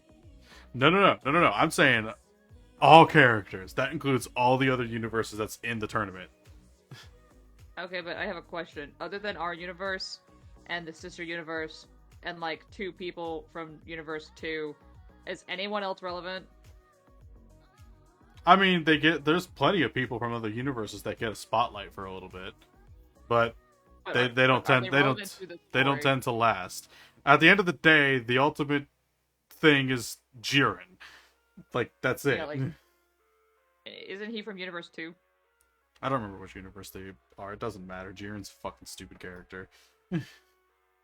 From what I told, but then everyone likes Jiren, and I'm like, okay, what's his cool stick? No, nobody likes Jiren. Oh, I thought that was kind of the impression I got from some people I talked to at GameStop. I'm pretty sure. Because he's there. He doesn't talk for the longest time. And whenever he finally does talk, it's just, very small shit, basically. And then they try to give you backstory way too late to his character. It's like, it's so stupid. I was under the impression people liked him enough because I was working at GameStop when the Dragon Ball Fighters game came out, which, by the way, is a good fighting game. I'm just really terrible at it. And I even asked, like, here's a question, since, trying to make conversation. If you could add a character from the Dragon Ball series, who would you add in Fighters? And a lot of people said Jiren. Well, yeah, because he was relevant. Mm-hmm. So it kind of was under the impression that... And you probably asked a bunch of casuals. I mean, I don't know. I just asked people. They were like, hey, make conversation, do customer service. And I was like, okay, fine. So I was like, okay, since you're getting Fighters, who do you want in Fighters that's not already in it? I don't even know who all's in Fighters now. Quite a few people. There's like 5 different Gokus, 4 Vegetas, like 2 different... There's like Vegito and Gogeta, Gotenks, I mean, classic fighters. I don't know. There's a lot of people. Open. What open? Yeah, see, 21. Bardock, Beerus. The 2 different Brolys. Yeah, 2 different Brolys. Captain Ginyu, which I thought was pretty funny. That they actually added him. I do like that he actually does do the body switch, which is kind of neat. Yep. Cooler used Zamasu. Goku from GT. Hit. Thank God they added Hit. Oh yeah, he was in the base game. Janimba, which I thought was insane. that they added him. Yeah. Oh, okay. Yep. There's Jiren, Kefla, Booz, Nappa, Super Saiyan 4 Gogeta, which I thought was pretty cool. Wait, Super Saiyan 4 Gogeta? Yeah. Oh, shit! Yeah, here, let's make it even Super Baby too. Baby? Yeah. No way. No way. Oh, there's Ultra Instinct Goku, I knew it was added. Videl. Yeah. God, I gotta play Fighters now. I'm so bad at the game, though. Yeah, but it's like, man, you have to... Like, I had the original, pass, so, I got, the original, 1 or 2 sets of characters, but that was it. So, yeah, I don't have Super Saiyan 4 Gogeta, I don't have Ultra Instinct. I once was playing Fighters, and because there's a game mode where you can kind of get a bunch of people, and, you each pick a character, and, it's 3-on-3, and yeah. I chose Goku Black, because, I don't know, I just thought it was fun. He was fun to me. I don't even remember who I had in my main team. I think it was literally, I made a team that was strictly Goku's, but, there was a reason for it, just because it worked out well. Mm-hmm. But on my team, every single one of us chose Goku Black, which is kind of funny. But after that match, obviously I was like, okay, I lost, not a big deal. I'm pretty bad at games. I later got a random friend request through PSN, and it was like, hey, I just want to be friends with you. Your Goku Black is insane. And I was like, are you aware that I was the one that kept losing? I just want to be clear with you. I wasn't that one. I was the other one. The one that was doing horrible. Yeah. I out of good respect I want him to respect a good player, I did not accept that friend request. So, I wasn't trying to be mean. I was just like, dude, I'm not as good as you think I am. I don't know, maybe we should... Wait, that's right, you can't even play Fighters anymore, can you? I got rid of it, no. Yeah. I mean, to be fair, it's a cheap game to buy because it's just a base disc. Yeah. I mean, to be fair, there's probably a sale going on right now. Who knows? Could be. Digitally, I should say. Well, I don't know. But that'll have to be something I'd think about. Because I actually liked Fighters. I'm just really bad at fighting games. Yeah. I would not be against playing Fighters again, but you got rid of it. Oh, I'm sorry. But yeah. Yeah, no, Fighters is fun. I actually do plan on re-downloading some stuff, but regardless. All right, so now we talked about Fighters of all the things. You know, we're just Hey, having. That's the thing, though. Like, whenever this episode was originally thought of, it's like, oh yeah, maybe we could like bring up certain parts about like the series as a whole that we like, and then maybe we could like specify talking about Dragon Ball Z. But I kind of like how this has ended up going instead, where we've just been just talking about Dragon Ball. You know, yeah. everything about it, whatever show and points that stick out to us, the game, even. To be fair, there's some Dragon Ball games that were fun to play. There was one Dragon Ball game that like myself and Taylor played an absolute shit ton, which which I mean, to be fair, there was a lot of Dragon Ball games, but I think the very specific one that we played the most of back in the day was Dragon Ball Z Budokai Tenkaichi 2. I actually had the original Budokai. Yeah, I mean, I had the original Budokai as well, but I was just saying the specific one that we played like the most of at the time, whenever it came out, was Budokai Tenkaichi 2. I'm pretty sure. It was one of the Budokai Tenkaichis, though, regardless. Mm-hmm. Trying to think, actually. Because we had the original on GameCube. Yeah, it was on GameCube. Yeah. Let it be known, though, a GameCube controller is not well optimized for fighting games. It's not that bad, you just have to know how to work with it. I mean, I worked with it, but it was weird, for sure. But, we were, myself and Taylor were, we were pretty exceptional at button mashing.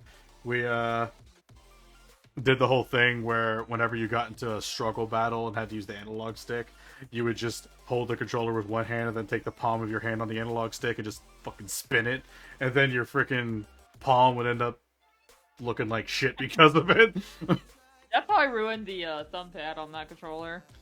No, we never ruined the thumb pads. We just ruined our palms. Well, no, I ruined my thumbstick after a long time. Yeah.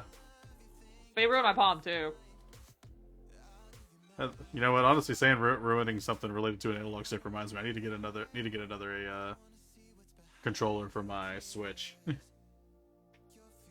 Because my plugged-in one apparently now has not even just stick drift. It's it's like the analog stick is stuck. It moves, but it doesn't do anything. It just goes down. Yeah, I can't fix that. So yeah, exactly. It's not even stick drift. Yeah. It's like you can fight stick drift as long as it's not bad. Well, yeah, because I had some pretty minor stick drift. I remember when at one point I was playing Genshin, and I was like, why is the camera moving? And I was like, oh, I'm having stick drift, fuck. That's what happened to me while playing Final Fantasy XIV. My right analog stick on my original controller for my PlayStation 4 Pro, like my camera would just ever so slightly go to the right. It wasn't too bad. It's just like you can deal with that. But I was like, I do want a controller that doesn't do that. So I got me a gold one. Well, yeah, gold's a color that a lot of people asked about when I was working at GameStop.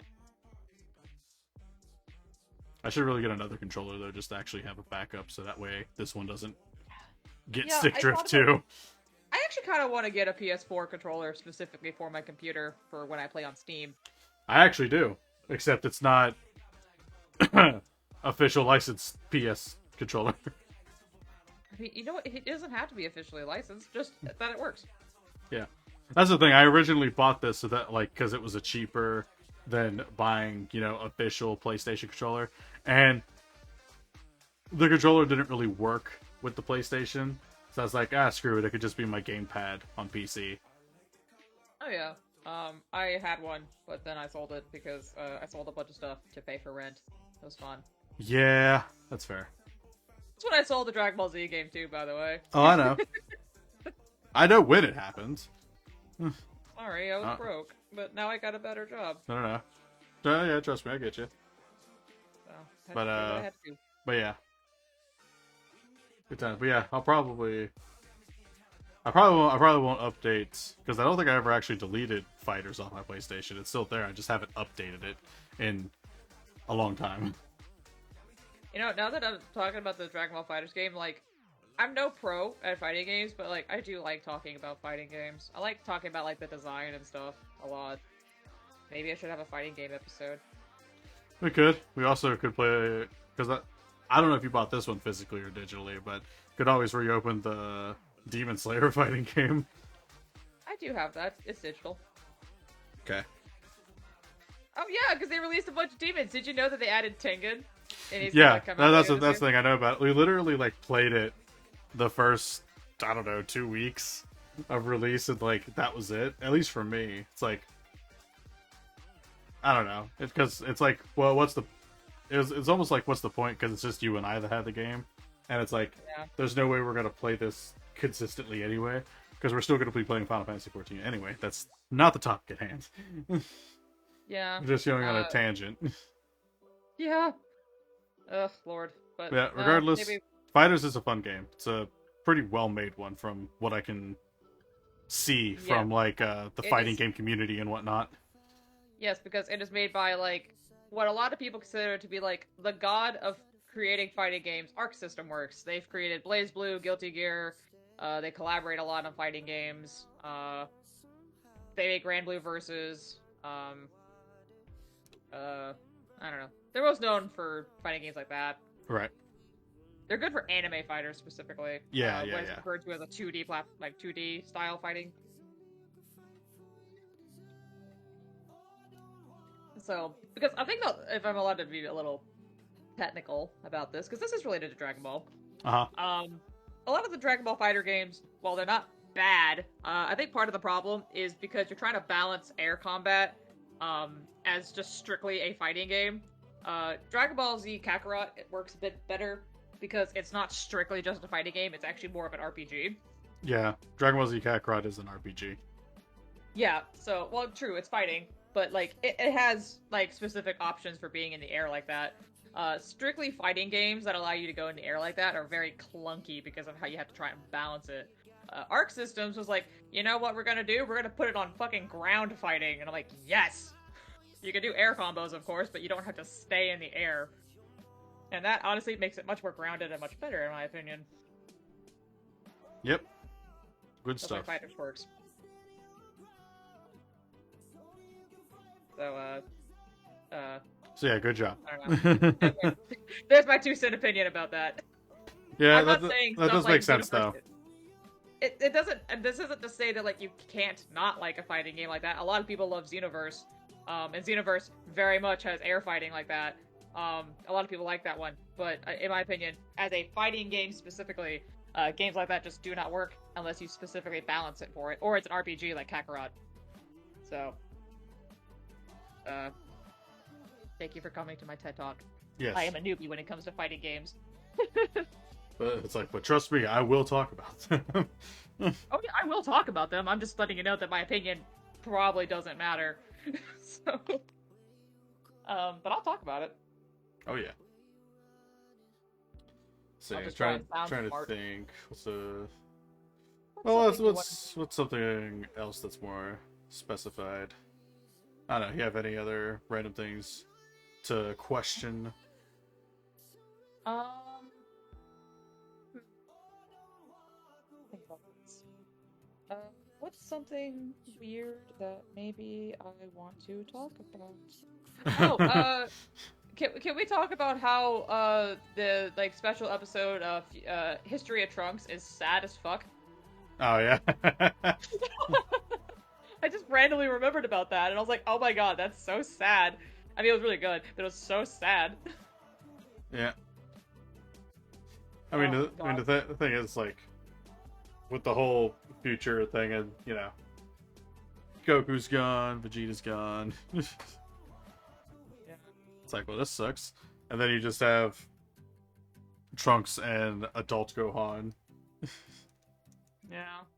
in the future, and this is where part of my favoritism for Gohan as a character comes from, is that adult Gohan,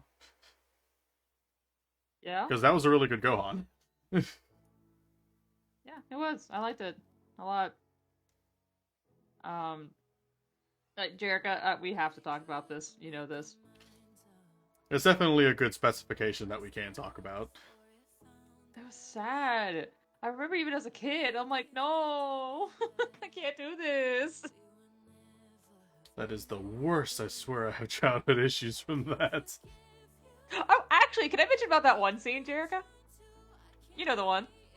So I have to say, what one scene? I'm asking if to make sure I can talk about it. To just talk about it. It's our show. Okay.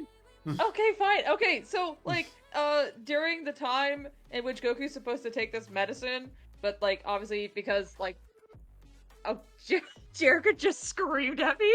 Oh my god. Please, Jerica, don't kill me. Okay, I'll be brief. So obviously, during this time when Goku's kind of in a coma, but not really, he's having nightmares or whatever. As a kid, me and Jerica. Oh, she's gonna kill me. It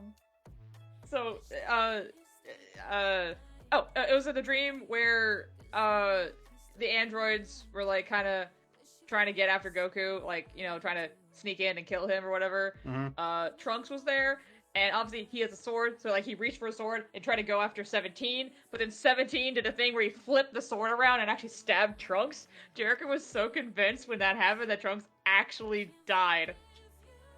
Damn. And she was so upset. We were at her cousin's house. I remember this. She just started crying. That's hilarious. Obviously, Trunks didn't actually die, but we were convinced. I'm sorry, Jerica. I had to mention that. That's funny. Oh, it was so funny. Our cousin had to be like, no, he's fine. It's just a dream, just an illusion, something, you know. Well, I don't know what he said, but he was like, no, it's okay, Trunks is still alive. Until later that arc in which he died, but it's okay. I feel like every character in the Dragon Ball series has died at least once.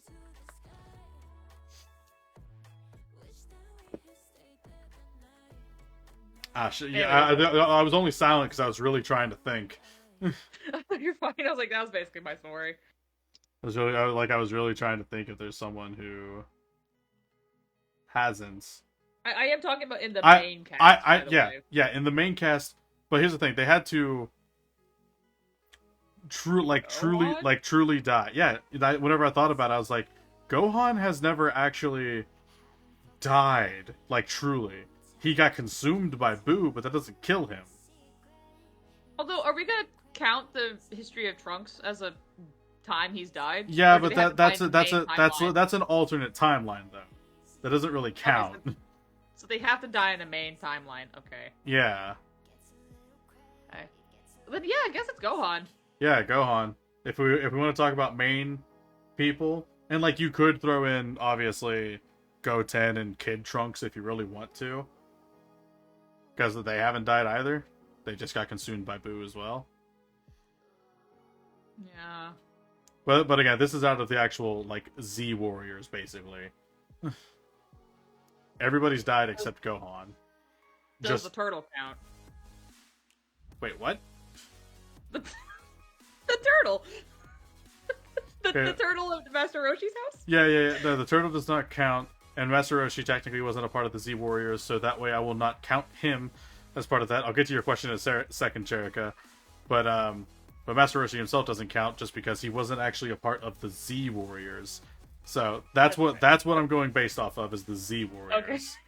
Okay, that's fair. I'm sorry, I just wanted to throw a stupid question. Yeah, so Gohan is the only one who has not died. He's been very close, but yeah. Good track record. Keep it going. All right, so Jerica, question: who is your favorite villain, or have you discussed it already? We haven't really we've talked about villains, but we haven't said favorite villain. But honestly, that's easy. It's Cell. Yeah, Cell. Hello. He's like one of the coolest dudes. Cell's one of the best villains in all of Dragon Ball. He probably is the best villain in all of Dragon Ball, like arguably. Fuck.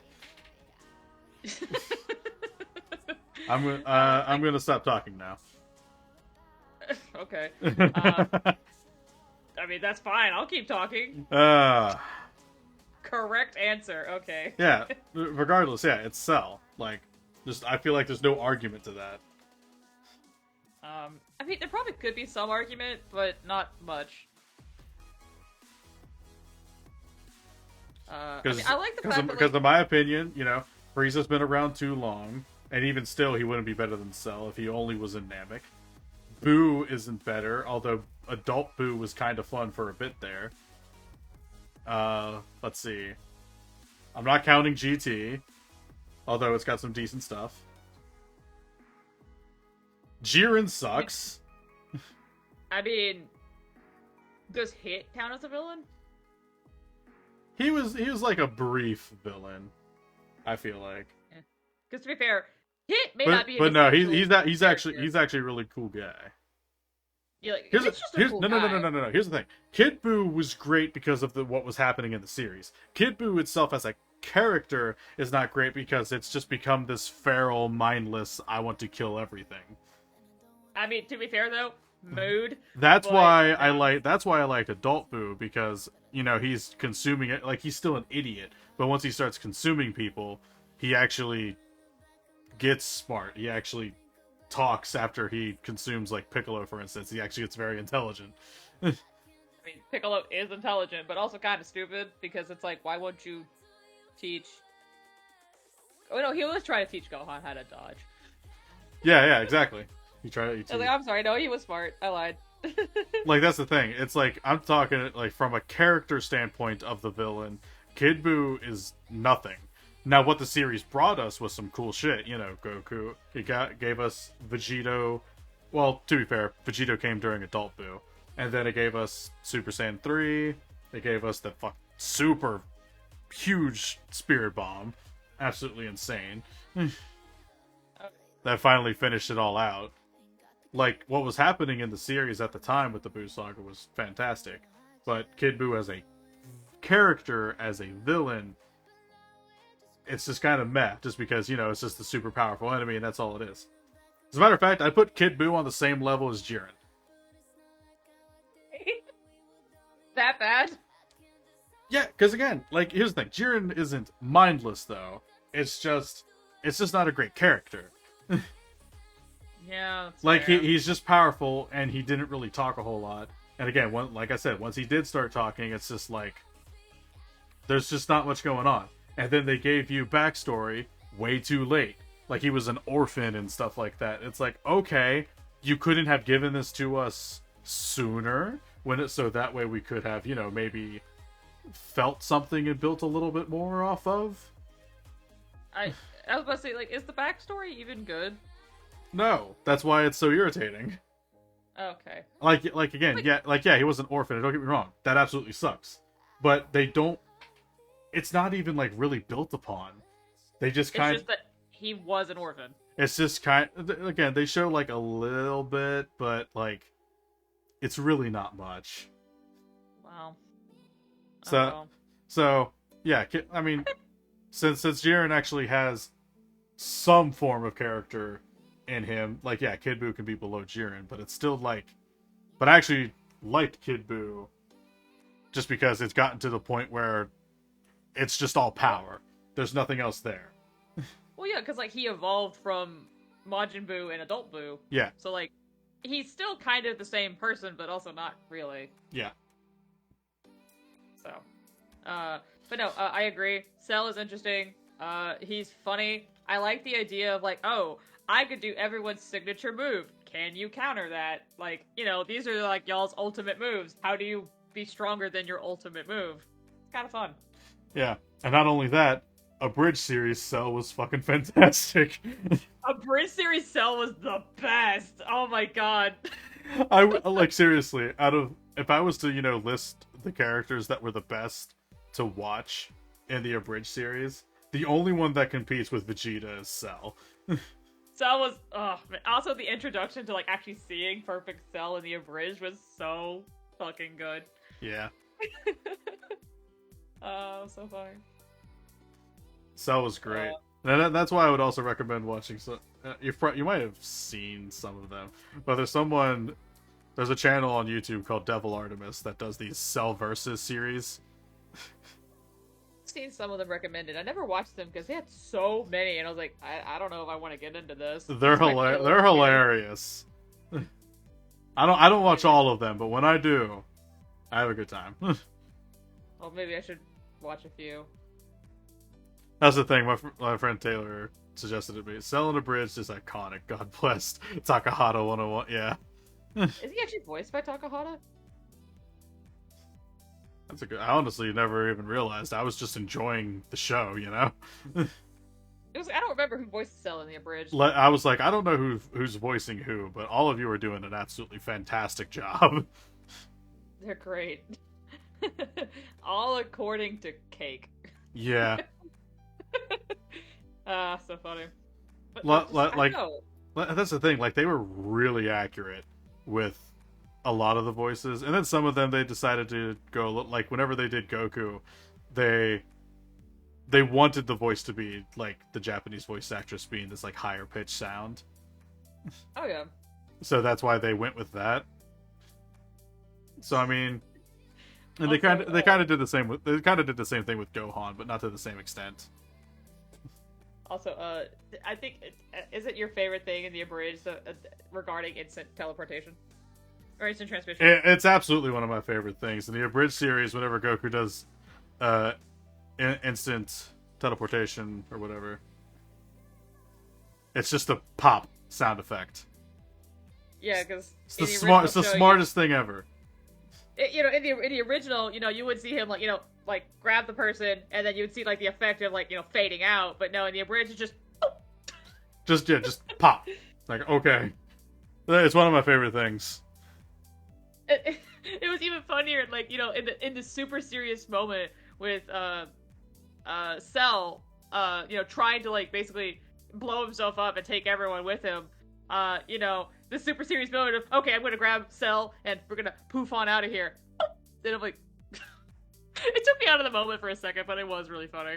I just love that whole. That's the thing. I love that whole sequence. Goku turns back and the abridged is just like, oh guys, looks like I really messed up. I guess I should correct this. And then he has his whole small monologue, and then he does the pop. And then we all know what happens in the original series, so we know what's coming. Here in the abridged, it cuts to King Kai, like, talking in his own mind, just like, basically just, you done good, Goku, and then Goku with the bloated, about to explode cell appears on King Kai's planet. He's like, hey, King Kai, what should I do with this? And then King Kai and them yell, then Cell immediately explodes. Well, yeah, because it's like, you know what, I'll see you soon. Shit, that's too soon! It was so funny. Like, oh, comedic timing, it's so good. It's so funny. Like, yeah.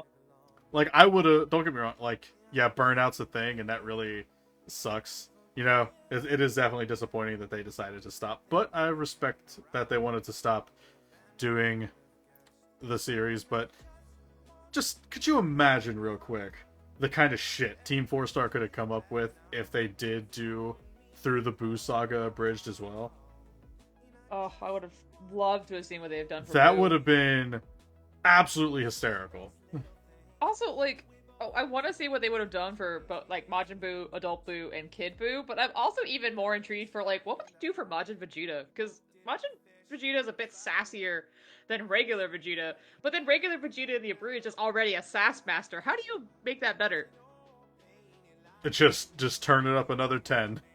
How do you do that though? That's why I wanted to see it. Or better yet, what if it somehow went opposite and he was more serious? That could have been interesting too. That would actually been kind of interesting. There were just possibilities, and unfortunately we'll never see it. Like, we actually would have seen proper adult Gohan in the abridged, and stuff like that, and like King Kai and all them, and not King Kai, Supreme Kai. Yeah, we would have had, Goten and Trunks, and Gotenks for that matter. Oh, yeah, because like, all the fusions have this thing where like, both characters are speaking at the same time. Which yeah, as a matter of fact, more importantly, we would have gotten Vegito. Oh man. That would have been so good. I don't know. It's fun to think about, though. The possibilities that could have been. But, again, obviously respected to... Here's the thing. Even if they did continue... Because, God, they stopped doing that years ago now already. like a couple years. Yeah. You gotta think, like, even if they did continue it, we still wouldn't be done with the Boo Saga, because they basically have to re-edit a lot of shit whenever you do Abridged. The Boo Saga is arguably the longest. Yeah, at least they ended on arguably the best arc in the entire series. Yeah, that's true, Jericho. Yeah, they ended on an arc that they all themselves agreed is, you know, at this point, this is like peak Dragon Ball, after which it's obviously up to debate, but most people do cite that Cell arc, the Cell Saga is really good. God, and as well, just imagine Dragon Ball Super with an abridged. Oh my god. I mean, okay, I can respect them not doing the show proper, because admittedly that would be a lot of time. But I kind of wish they would still do the movies, because there's a couple movies they still haven't done. Oh yeah, that would be pretty funny too. Like, you know, they did the first Broly movie. I'm kind of curious what they could have done for the second and third Broly movie, especially since, you know, most people didn't like them. But honestly, I don't even think they would. I didn't. To be fair, for the longest time after seeing the first Broly movie, I didn't even know a second and third one existed. Good. Yeah, Don't worry about it. I've never seen them. Okay, the second one, in my opinion, wasn't bad. It just kind of was uneventful, surprisingly. And then the third one was even stupider. Like, Broly's just a goop monster in that movie. Are you kidding me? I don't know. Facts. The first Broly movie is fine as is. It didn't need sequels, but people demanded sequels. I feel like to right the wrongs. I don't know. He gets even worse in the next movies. Yeah. So Yes. No, so I don't really know why it was asked for. I don't know. It's fine. Regardless, but even then, there was like the movie with Janemba. They could have done that one. No, that one probably would have been pretty good. Yeah, like they could have done that movie, which a lot of them did like. I think in the Team 4-Star team. They did both cooler movies. They did. Yeah. World's Strongest. They did. What was it? Super Android Super 17. Android 13. Yeah, 13. They did Super Android 13, which I didn't even know about that movie. Did they do Fusion Reborn? I don't think so. What is it? They have a couple movies they could have done. More than a couple. If they really felt like it. And then if you really want to go into the Super movies, I would have loved to see abridged Super Dragon Ball, or Dragon Ball Super Broly. Blah. Honestly, I would love to see, abridged, Beerus and Whis. Oh my god. Just make Whis, super, drunk or something. Just absolute, oh, I'm here, haha. I don't know. Yeah, all the possibilities. I wish I could write and edit properly. Yeah. I would have loved to do it on my own. I do enjoy the, we talked about whatever little parts of Dragon Ball we could, parts of Z, parts of Super, parts of all these, well, not all of these movies, obviously, but some of these movies and whatnot. And then also talk about the abridged and the stuff that they did and done. Make Whis. That's more like wit. Jericho, you spelled Vice. Whis is spelled W-H-I-S. There you go. Yeah, that's how you spell Whis. Like a responsible wine aunt. Yeah, pretty funny.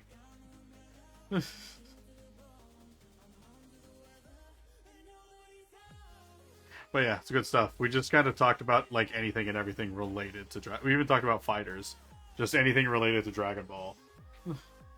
No, you're fine, Jericho. But no, it's Whis because he's named after, I think, whiskey is his thing. Because Beerus is beer.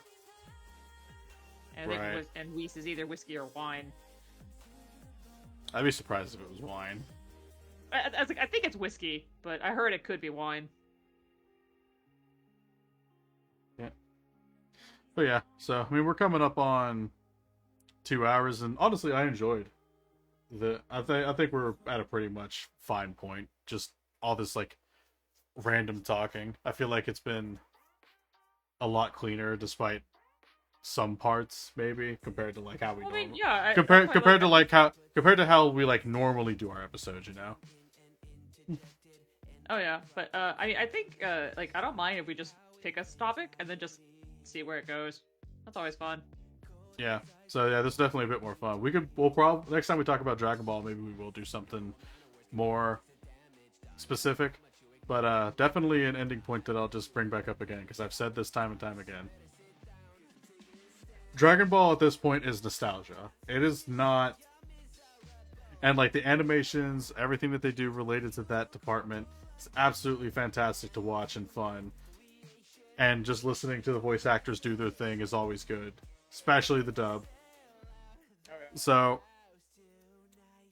but like Dragon Ball is definitely not the most well written story. It is absolutely not, and I will always keep that point. Early arcs. You could argue early arcs are at least competent. No, here's the thing: it's not necessarily whole arcs. It's certain sections of arcs that might, like certain parts of arcs that might be like, oh, you know, this is good writing, or oh, this is like okay, bad writing, so on and so forth. Mm-hmm. So I mean, I don't know. At the end of the day, it's like I would still recommend the show because it's just fun to watch.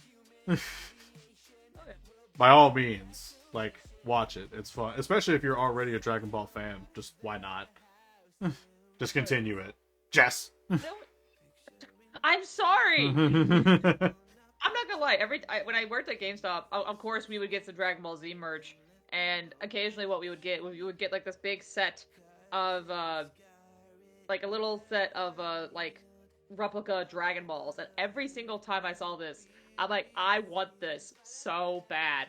Because they're actually like small, like the original Dragon Balls, and you would just put them on a display somewhere. I really want those. Those are really cool.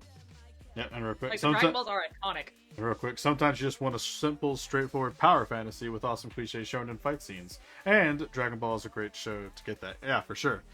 But especially whenever you become like older and become adults and whatnot, and you're actually like watching stuff because you want some kind of good story.